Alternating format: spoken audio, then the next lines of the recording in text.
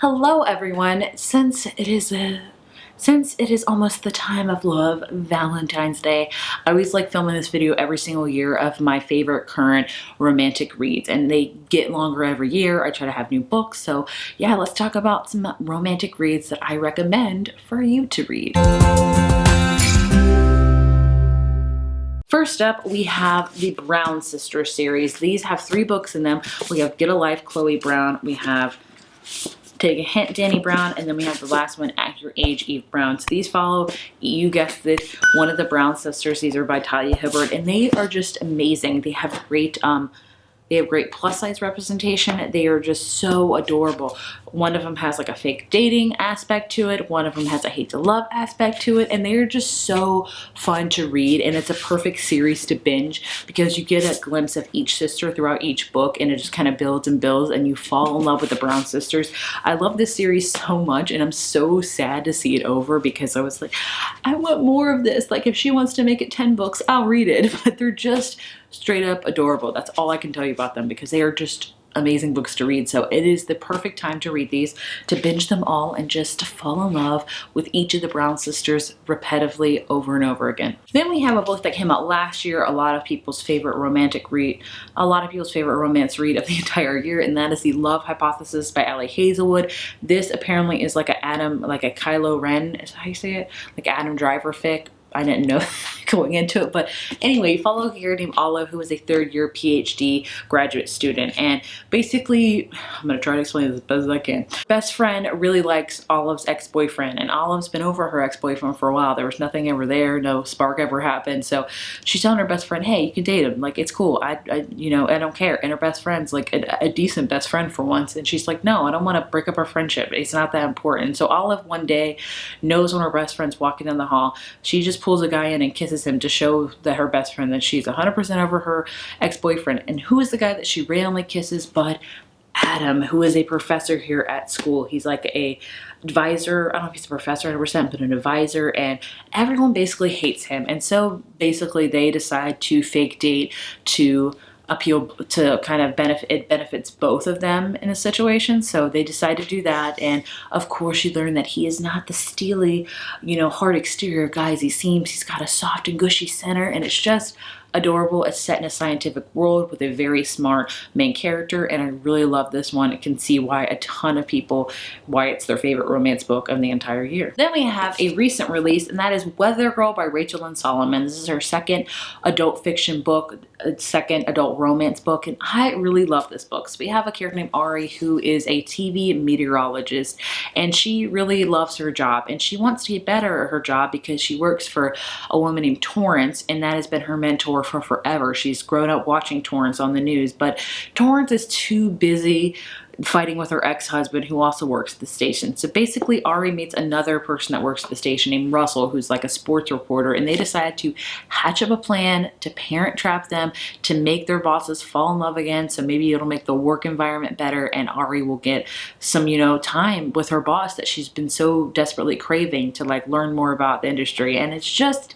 adorable. This book also deals with a lot with depression because Ari has depression, and she, has known she's had it for a while, and so she deals with that as well. So it's a great depiction for that as well. But it was just adorable. I love seeing the relationship between Ari and Russell. He's a single dad, so he had his guard up. Ari had her guard up because of her depression, and it was just adorable. I think this will be a lot of people's favorites this year with good reason because I really enjoyed it. Then we have The Singles Table by Sarah Desai. This is her third book in the series. I think our first one was called The Wedding Plan. I forget. I didn't enjoy the first one, but I really like the second one, The Dating Plan. And I really enjoyed the third one, The Singles Table. You don't have to read them in order. You can read them out of order, whatever you want to do.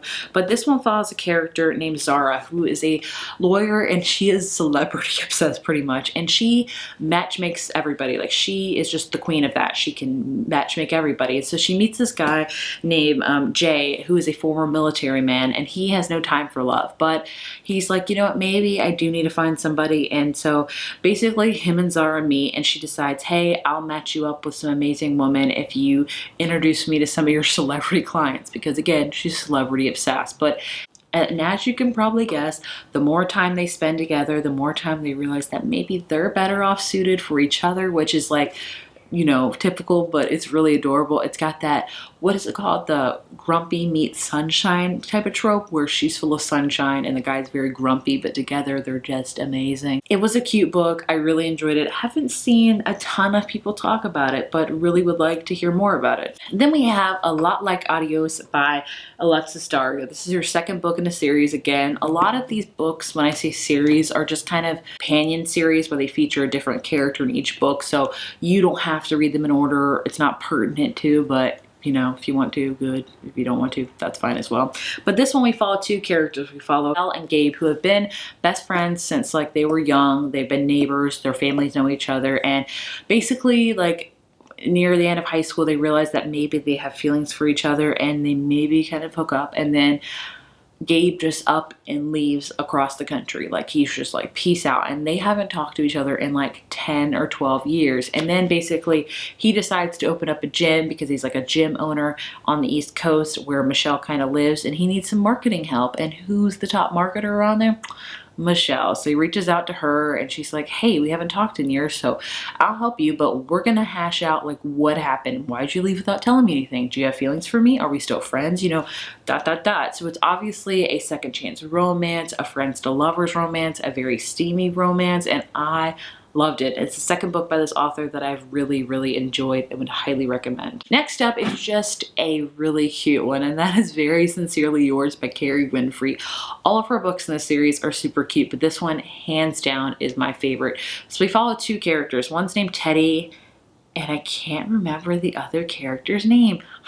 But anyway, she works at a toy store. At the beginning of the book, she is in a very, you know, long relationship, and she thinks that her boyfriend's gonna finally propose, and then he comes home one day and he's like, you know what, I'm good, like let's break up. And she's like, I've put my whole identity in this relationship, like I cook for you, I clean for you, I do everything for you, and she doesn't know who she is without this relationship. So when she moves in with her two best friends, she's like obviously very depressed and down, and so she starts watching this kind of Mr. Rogers, Jim Henson kind of local children's show with Teddy, and he has puppets and things like that. And so she's like, you know what, I'm gonna email him for advice because, you know, why not? There's no rules. And so she starts to email him and, you know, ask for advice, and they start an email conversation up, and then it, you know, develops into more, and it's just so adorable. Like this book made me smile from start to finish, and I loved every second of it. It's very wholesome, very cute, and I can't get over, you know, how it was like kind of a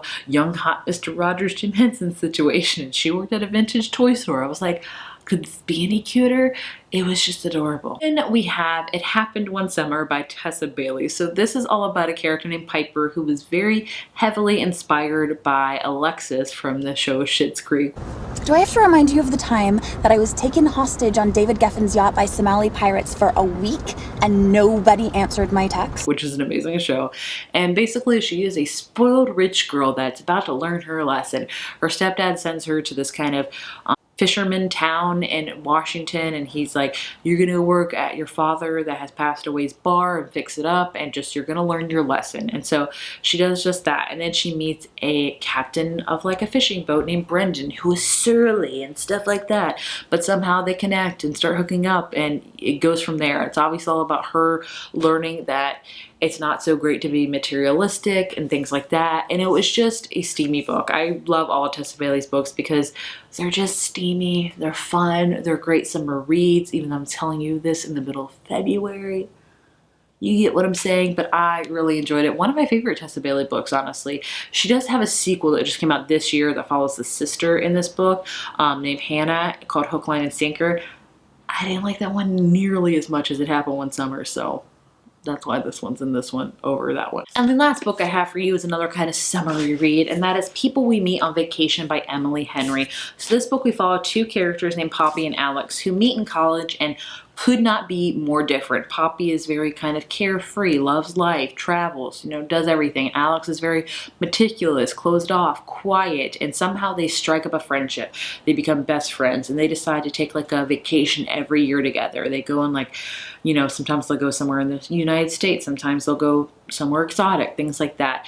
And then basically the beginning of this book, you learn that they haven't talked in years, like they are not friends anymore, and you're like, why? And so basically Poppy reaches out to Alex and it's like, hey, let's go to Malibu for one last trip. Let's hash out what happened to us. And if we can't do that, this will be the last time we ever see each other. Let's just, hash it out. And so he reluctantly agrees, and we kind of go from there. So this book has lots of different timelines in it, as far as like we have now when they're going on their vacation, but you also see snippets of their past vacations that they've been on, like, going up to what happened to them. Why did they stop being friends? You can probably put two and two together, but it was just adorable. It's a great friends to lovers romance. I really enjoyed it. Again, a very kind of beachy summery read, but there is no rules. You can read them whenever you want to. I've been known to read beachy reads in the middle of winter to help me feel like there is an escape from winter. But there you have it. Those are all of my romance reads recommendations, that are romantic and that are just perfect to read during this time of year, any time of the year, because we all know how much I love reading romance books. I would love to know if you have any romance reading recommendations. Please leave them down in the comments. And thank you guys so much for watching. I'll see you in my next video. Bye.